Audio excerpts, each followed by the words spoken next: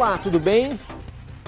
Você certamente ouviu dizer que o Bolsa Família é o Bolsa Esmola, o Bolsa Vagabundagem, que é assistencialista, eleitoreiro, encosto, voto de cabresto do Lula. E que tal ouvir também o que está em 1.375 cartas escritas ao presidente Lula entre 2004 e 2006 para tratar exatamente do Bolsa Família. E foi isso que fez a professora da USP e socióloga Amélia Con, que compôs a equipe responsável pela formulação do Bolsa Família em 2003 e acaba de escrever o livro Cartas ao Presidente Lula, Bolsa Família e Direitos Sociais, da Azog Editorial. Essas cartas revelam, segundo a professora Con, que se sabe muito pouco sobre os pobres. Ignora-se, inclusive, a intensidade com que os pobres buscam ser cidadãos. E que o pobre tem consciência de que tem direitos como todo mundo. É o que diz a mãe de 3 filhos menores. Ela mora na roça, tem que viajar muito para ir à única casa lotérica da região e não entende por que não depositam o benefício. Diz ela: tenho certeza de que os direitos são iguais. Professora Amélia Con, o que não sabemos sobre os pobres e que a senhora descobriu nessas 1.375 cartas? Bom, boa noite, Paulo Henrique, é um prazer estar aqui com você. Tudo bem. Acho que temos uma certa trajetória meio perto, né, no nosso parece, passado. mas eu sou também sociólogo. Não, parece muito. Né? E só um pequeno acréscimo. Eu sou professora aposentada da USP e estou dando agora aula na Universidade Católica de Santos. Perfeito. Tentando montar institucionalmente outro centro de pesquisa. Uhum. O que eu encontrei nessas 1.375 cartas que eu li? Primeiro, muita humanidade. Esses pobres, eles são capazes de pensar nas suas necessidades mais prementes do seu cotidiano, mas, ao mesmo tempo, eles terminam dizendo: olha, presidente, mas não sou só eu. Aqui tem muita gente na mesma situação que eu. O senhor precisa olhar nisso. Acho que estão fazendo coisas que o senhor não sabe que estão acontecendo. Né? Então, há um sentido também de comunidade. Há um sentido de comunidade. Isso é uma semente importantíssima para a construção e consolidação do direito social. Versus o que interessa é o meu, o outro que se dane. Tá certo? Eu quero levar vantagem. Eu quero levar vantagem. Né? Que dizem que a lei de Gerson é uma injustiça para o próprio Gerson. Eu, como fluminense, acho isso um absurdo, mas tudo bem. Tá certo? Mas então a pessoa, os pobres que a senhora localizou nessas cartas, eles sabem do seu problema, mas sabem também que o vizinho tem um problema parecido. Que o vizinho tem um problema parecido, que do outro lado do rio tem um problema parecido, que se aqui que é uma cidade está assim, imagine quem está lá na roça, que foi a chamada que você fez. Isso, que é uma carta belíssima. Tá certo? A segunda... Só para esclarecer ao nosso espectador, no seu livro a senhora não identifica nem as pessoas, nem o local onde elas vivem, para não haver qualquer tipo de Veja bem, invasão eu de acho privacidade. bom saber, essas cartas dirigidas aos presidentes são tidos quase como documentos secretos. Foi muito difícil ter acesso a elas, eu só tive porque eu estava lá e depois a equipe que sucedeu a primeira geração do Bolsa Família, né, eram gestores de carreira do Estado. É mentira que no Estado ninguém quer trabalhar, tem muita gente que quer. Claro. E que tinha o mesmo problema que eu. Isto é, nós estamos medindo o pobre, sabemos aonde ele está. O Brasil é um dos mais adiantados, tem as instituições mais adiantadas e os instrumentos mais adiantados para medir pobreza, saber onde estão, quantas consultas cada um faz, etc. Mas nós não sabemos quem são os pobres, enquanto pessoas e enquanto sujeitos sociais, como é que eles vivem aquela realidade da pobreza. E é o que é isso que essas cartas E é isso revelam. que eu fui buscar nessas cartas. E por que eu fui buscar as cartas? Porque, veja bem, são cartas diretas para o presidente que não passam por partidos políticos, não passam por sindicatos, não passam por igrejas, não passam por movimentos sociais, Por ONGs, por ONGs. nada. Eu queria saber como é que esses pobres se relacionam com o poder, com os seus direitos, tá certo? E o que eles demandam? É tudo mesmo, Bolsa Família? É tudo aquilo que você resumiu na chamada? É assistencialista, é paternalista, etc. Encosto. É encosto, né? Porque você tem a expressão encostar na caixa, que é encostar no INSS. Isso. Né? Encostar na caixa, para quem está nas regiões do Norte e Nordeste e nos rincões de São Paulo mais pobre, por vezes é a única alternativa de acesso à renda. Claro. Alimento. Alimento. Tá certo? Agora, a senhora faz uma crítica muito severa e eu gostaria... então, eu não interpretei bem, mas é que não há o que a senhora chama de transversalidade, ou seja, o Bolsa Família não se comunica com a Previdência Social para tratar da aposentadoria, o Bolsa Família não fala com o SUS para tratar da saúde, não fala com os programas que abrem oportunidades de emprego. Então fica uma gaveta Bolsa Família, uma gaveta Previdência, uma gaveta SUS e a vida real não é assim. Certo. A sua crítica permanece ou isso foi corrigido? Não, veja bem, a minha evidência permanece. Qual é a evidência? É que eles chegam para o Bolsa Família, né?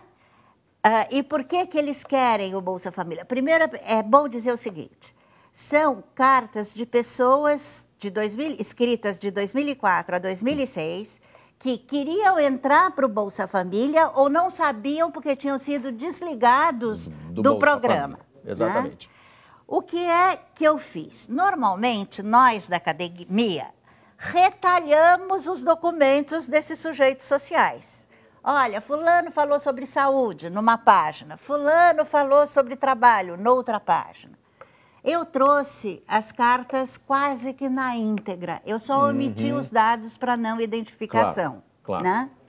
Mas o que é que o Bolsa Família revela? A falência ou o muito que falta caminhar em todos os programas de trabalho e renda neste país. Se eu quisesse fazer uma caricatura, avançamos muito. Sim.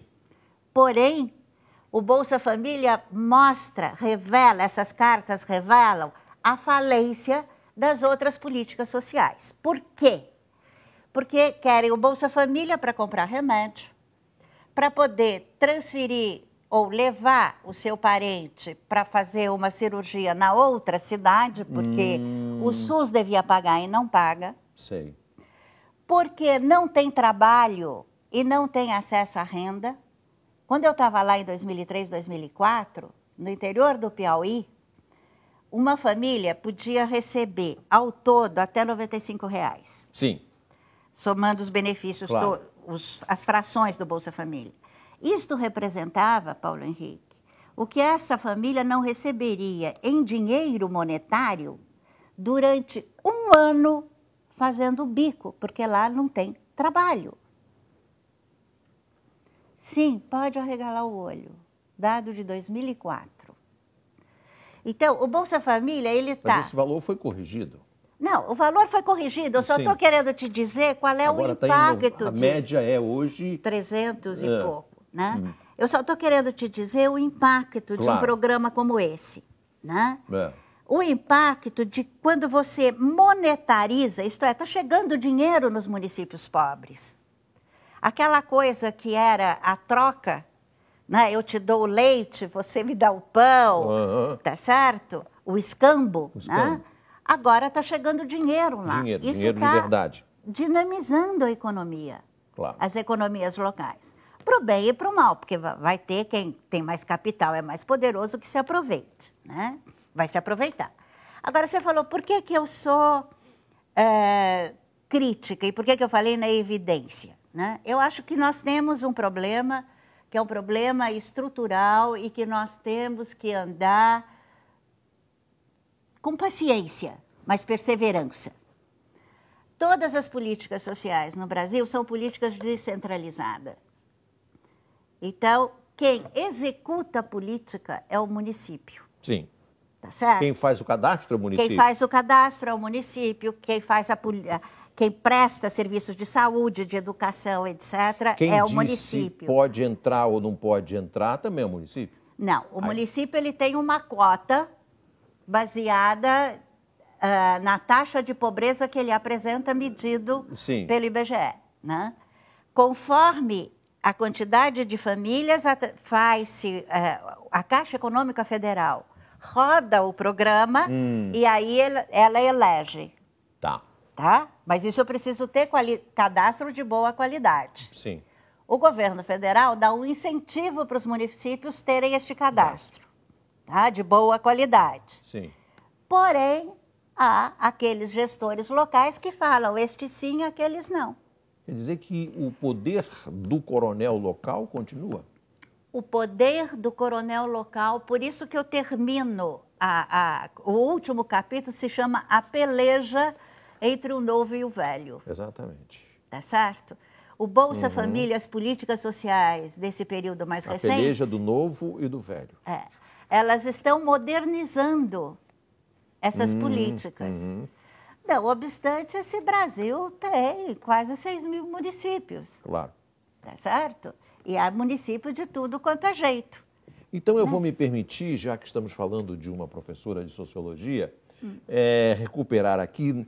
No mesmo dia em que eu comprei o seu livro na livraria, surgiu a bela ideia de se relançar esse clássico do pensamento brasileiro, da sociologia brasileira, o livro Coronelismo, Enxada e Voto, o Município, o Regime Representativo no Brasil, de Vitor Nunes Leal, escrito inicialmente em 1946, se não me engano. 6 ou 7. E o Vitor Nunes Leal, que depois se tornou um dos grandes ministros do Supremo Tribunal Federal, é aposentado forçosamente pelo regime militar, trata exatamente desse compromisso, uma troca de proveitos entre o poder público, progressivamente fortalecido, a decadente influência social dos senhores de terra e também do coronel, e, portanto, dos votos de Cabresto.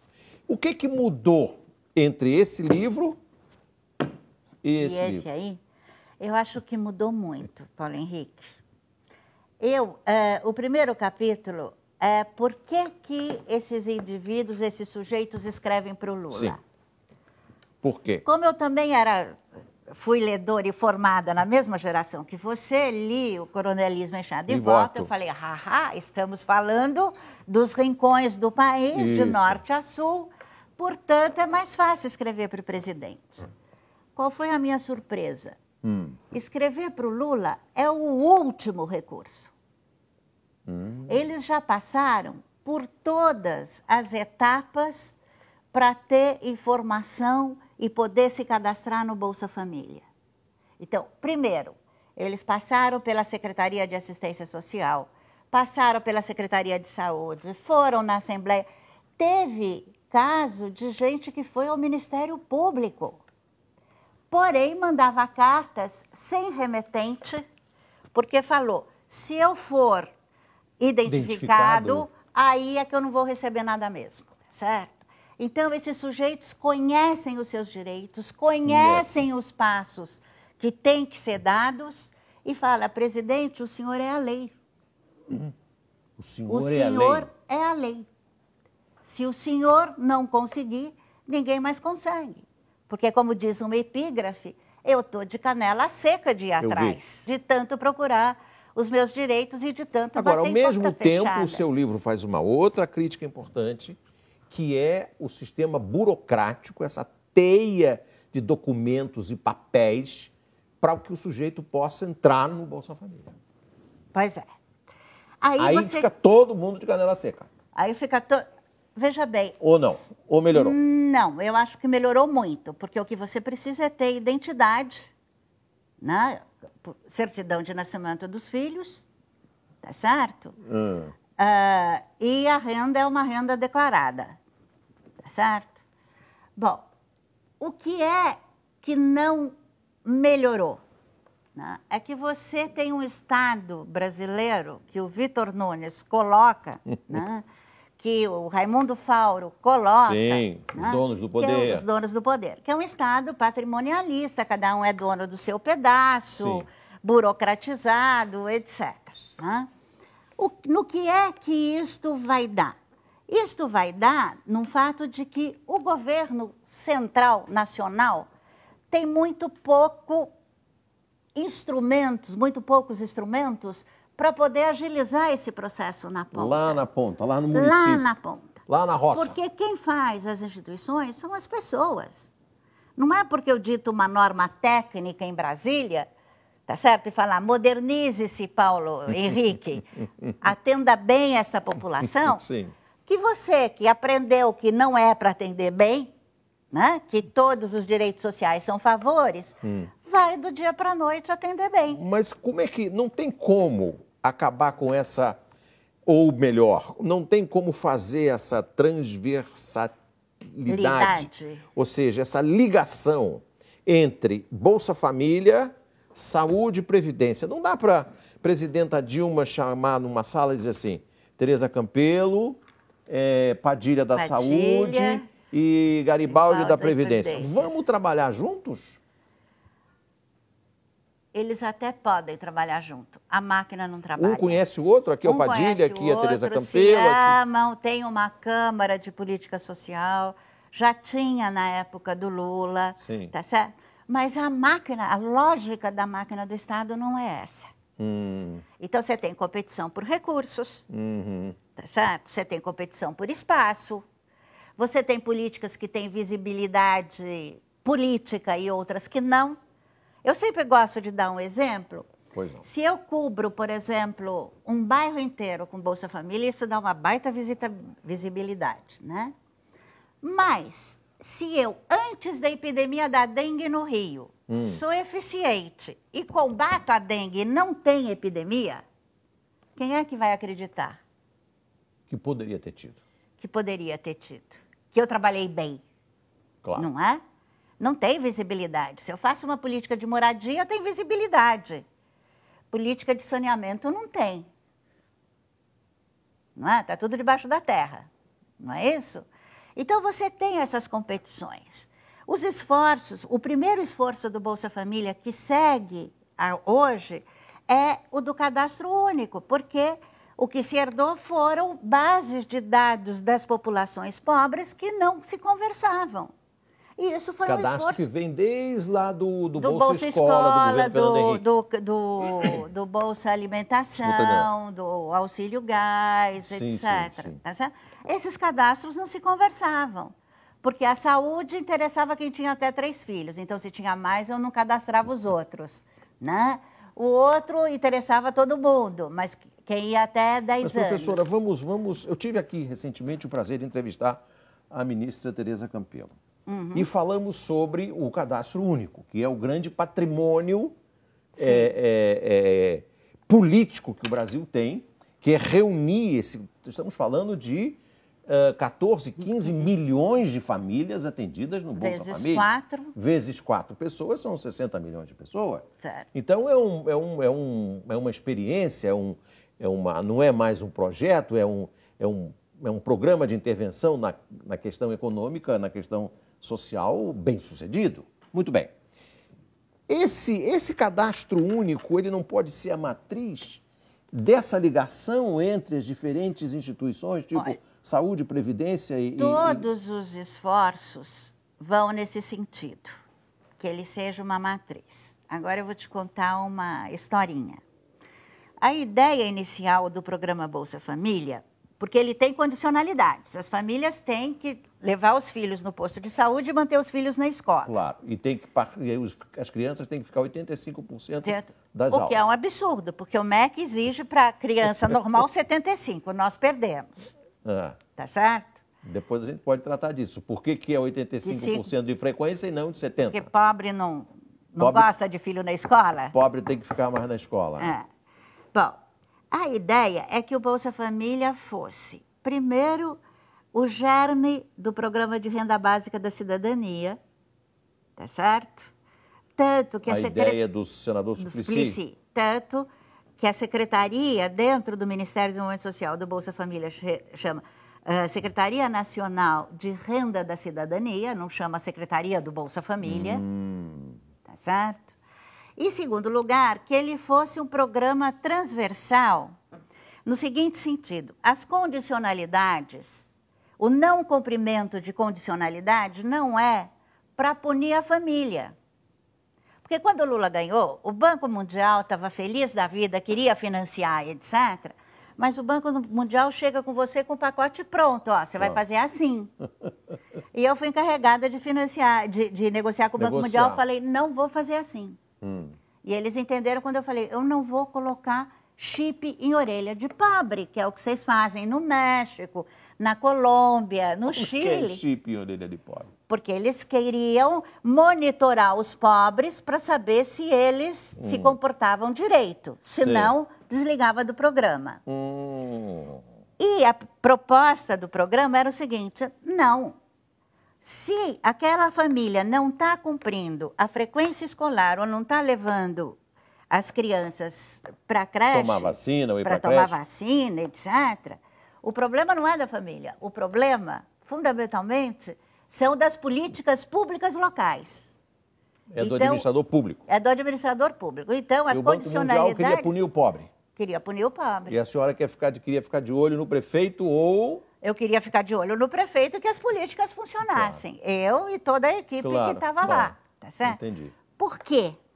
Porque pobre não tem que ser monitorado? Não, porque a gente acha que a gente não pobre, e agora estão com essa besteira da classe média aí, né, do Brasil, mas que a gente não pobre, não sabemos nos comportar.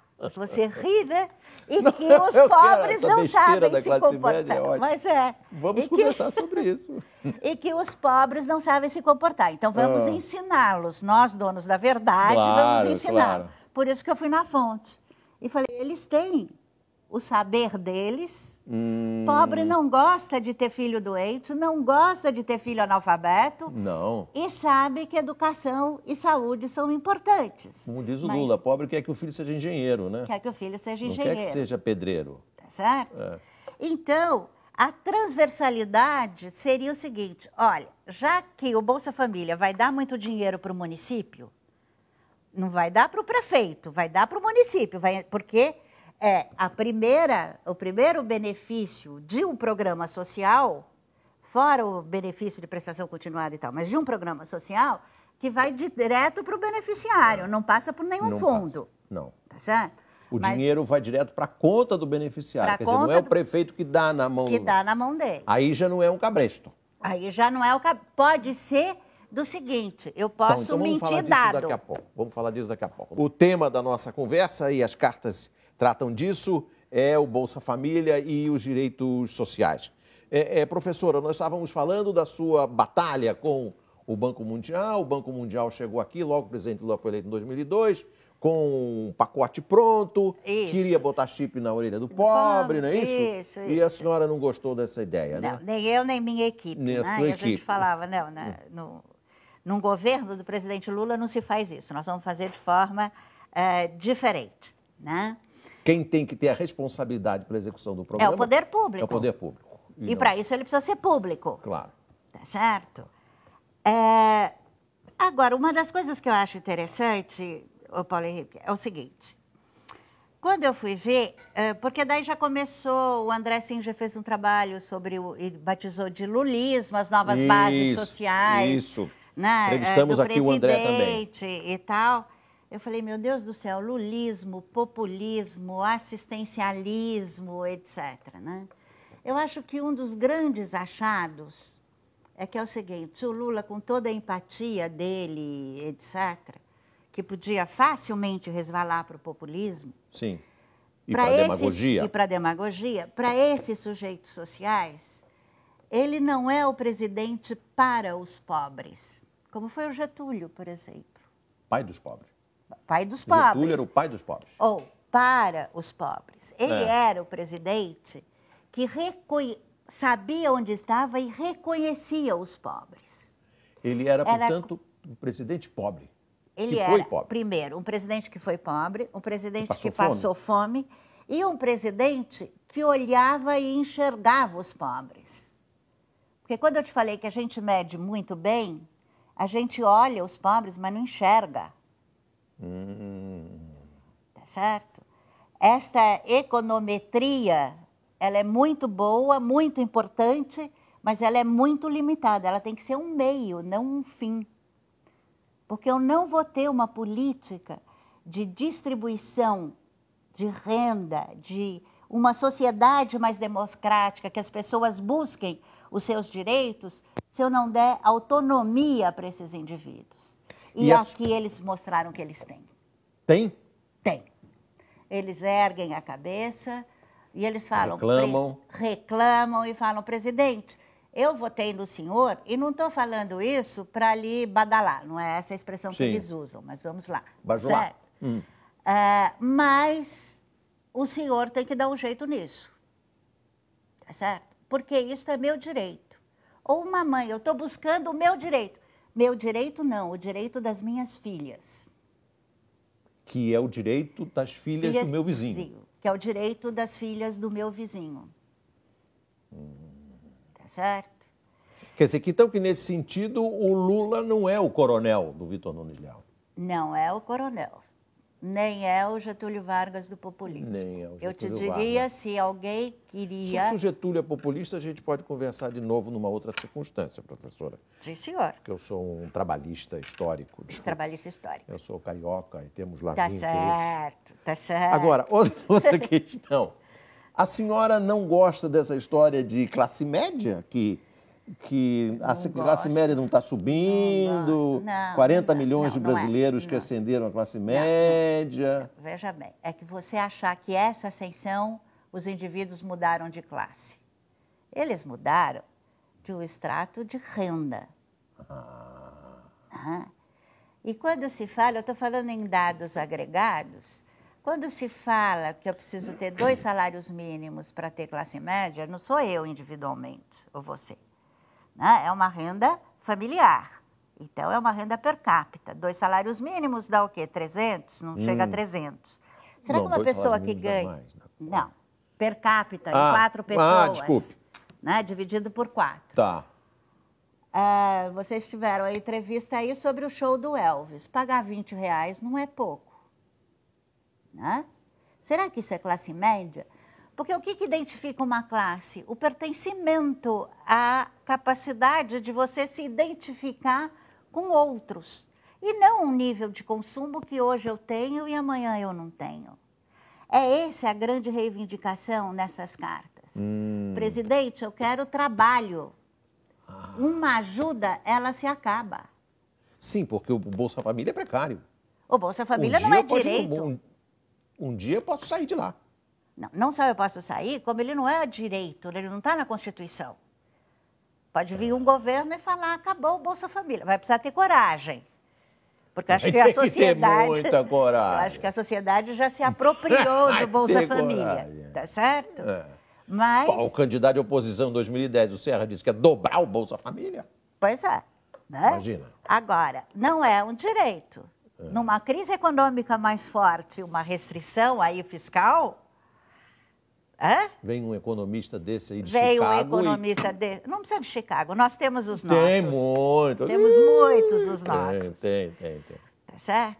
E que eu acho interessante que esse livro conseguiu desmistificar todos aqueles preconceitos que você começou no começo do programa. Eu acho, mas tem muita gente que acha. E acho o seguinte, por isso que eu dediquei para o Lula em nome deles.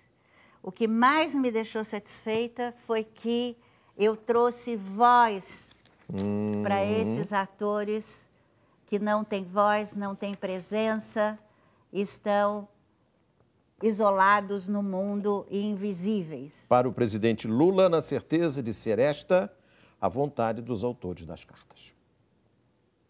Agora, a senhora conhece, não sei se conhece, o último livro do professor André Singer, que se chama Lulismo, em que ele analisa o progressivo, digamos, enfraquecimento do reformismo do Lula. Mas ele fala que ele também discute essa questão, se é classe média, não é classe média, e ele fala que, na verdade, a grande sacada do Lula foi que ele, em 2006, desde quando ele se elegeu em 2002, mas a partir de 2006, ele resolveu aprofundar a política de investir na questão social e do subproletariado.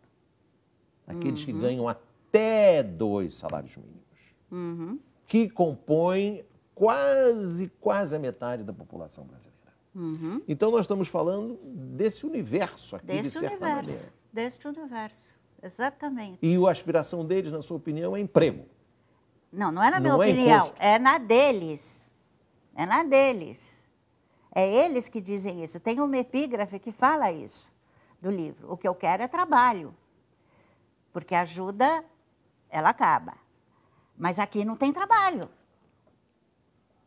Certo? Ou eu trabalho na prefeitura, daí eu preciso ser da família do prefeito, tá certo? Ou eu estou encostada no INSS, né? Ou eu não tenho o que fazer, porque não tem vida econômica, tá certo? Então, eu acho assim, extremamente... Mas não tem programas que associam o Bolsa Família ao Pronatec? Tem. A ministra Tereza Campelo falou de vários cursos para formar trabalhadores da construção civil. Para formar eletricista, para formar um monte de coisa. Só que tem uma coisa, Paulo Henrique. O mercado é o mercado e ele tem sua lógica própria. Não é? Daí falam no apagão, da mão de obra, não sei das coisas. Qualquer política social, ela é uma política... sobretudo o Bolsa Família, ele é uma política de alívio da pobreza. Ela tem um impacto imediato. Para que essa população supere a pobreza, ela precisa, veja, alívio e superar. Né? A primeira proposta era o seguinte, os pais são pobres, através da saúde e da educação, eu tenho mais chance que os filhos não sejam tão pobres. Sim. Mas para eu dar um destino de ocupação, eu já não digo nem de emprego, de acesso à renda para essa família, isso não é imediato. Tá certo? Isso é uma coisa mais a médio prazo. Mais a médio prazo, é. Eu não posso cobrar desses programas. Depende de educação e depende de... E depende de atividade econômica, claro. Depende de eu saber qual é... Da economia demandar esse tipo de trabalhador. Da economia demandar esse tipo de trabalhador e qual é a atividade possível naquela região. Você tem vários programas territoriais. Né? Você tem o território da cidadania, que já veio da época do Lula, você tem agora no Brasil Sem Miséria. Brasil Sem Miséria. Tá certo? Só que isso não se faz. Cujos resultados são muito impressionantes no primeiro momento. São muito impressionantes, né? Embora eu teria mantido, se fosse eu, não me perguntaram, eu teria mantido o mesmo nome, do Bolsa Família. Entendo. Do ponto de vista desses autores aqui, desses sujeitos sociais. Desses porque 1.375. Que representam um universo enorme. Claro. Né? Porque eles sabem o que é Bolsa Família. O Brasil Sem Miséria são os mais pobres dentre o Bolsa Família. Né? Eu deixaria o Bolsa Família, vamos dar um passo a mais, importantíssimo. O meu problema é o batismo. Sei. Porque eu acho que cidadania e direitos é como o mercado, Paulo Henrique. Você tem que ter estabilidade das regras do jogo para eu aprender. Esses sujeitos aprenderam o que são esses direitos. Mas o Brasil Sem Miséria não consiste exatamente em incorporar ao Bolsa Família? Não. Em ser parte do Bolsa Família, né? É como se eu falasse, olha, eu vou dar um passo a mais. Necessário e tal. Meu problema é batizar com outro nome. Ah, entendi. Tá bom. Entendeu? Porque eles aprenderam que é Bolsa Família. Agora, por exemplo, esse que fala, olha, eu tenho esse problema, mas o meu vizinho também tem, vai falar, bom, mas será que esse meu problema é do Bolsa Família ou é o do Brasil Sem Miséria? Percebe? Pode criar um curto-circuito. Um curto-circuito. E a construção dessa consciência de direitos é um processo histórico evidente, muito árduo nesse país. Sim. né? E que toma tempo. Toma tempo, são coisas culturais, são coisas de processo de você incorporar no trabalho. A senhora acredita que o sucesso desse programa também deriva de a economia estar funcionando? No momento em que houver uma desaceleração, como parece que agora foi superada, os últimos números indicam isso, mas quando houver uma desaceleração, esses programas correm risco? Veja, eu acho que se mantiver a atual orientação das forças, da combinação das forças, né, políticas, eu acho que ele não corre nenhum perigo. Ao contrário, ele está se revelando também um programa anticíclico. Sim. Tá certo? Sim. Porque Ele ele está aumentando o consumo. Né? Eu acho que não. Né? Há estados que, como por exemplo o estado de Alagoas, que uma boa parte da renda, quase a metade da renda do consumo do estado de Alagoas provém do Bolsa Família. Provém do Bolsa Família. É o que eu li uma certa altura. Pois é. Então, eu acho que, desse ponto de vista, não. Agora, você não tem... eu acho que ele vai continuar. Eu acho que o presidente Lula deu prioridade absoluta. Sim. Tá certo? A Bolsa Família, educação e saúde. Eu acho que saúde não correspondeu tão bem, mas educação e Bolsa Família, sim. E que a presidente Dilma também, né? Está dando continuidade a essas prioridades na área social. Afinal de contas, nós estamos no capitalismo do conhecimento. Né? Mas eu acho que nós temos que também tratar da consciência dos direitos sociais, da civilidade, né? E que isso talvez seja um problema mais de ricos do que de pobres. Só para concluir, eu voltaria ao tema do professor André Singer. Quando eu perguntei a ele, ele disse que o lulismo vai perdurar. E eu perguntei se esse subproletariado, quando ele ascende de alguma forma na escala social, se ele continua votando no PT do presidente Lula e da presidenta Dilma. E ele respondeu sim, desde que eles atendam às necessidades desse subproletariado. O que a senhora acha? Eu concordo com ele, e na época das eleições da presidente Dilma, tem um texto que circulou aí, da professora Tânia Bacelar. Sim. Maravilhoso que é a sua prefaciadora. Texto, que é a minha prefaciadora. Sobre notável por que no Nordeste... economista pernambucana e batalhadora de Celso Furtado e batalhadora por ser contra as desigualdades sociais. O que ela dizia? O texto é o seguinte: o Nordeste, o nordestino, ele não vota no Lula ou na Dilma por causa do Bolsa Família. Ele vota por causa do progresso. Por causa que o impacto que o programa teve e os programas de educação e de saúde tiveram no Nordeste. Entendo. Então, eu acho que ela converge com o André Singer e eu também convirjo com ele. Professora Amélia Con, foi um grande prazer, muito obrigado. O Entrevista Record fica por aqui. Você pode rever esse programa no site da Record News, no portal R7. Boa sorte, Record News, jornalismo 24 horas de plantão.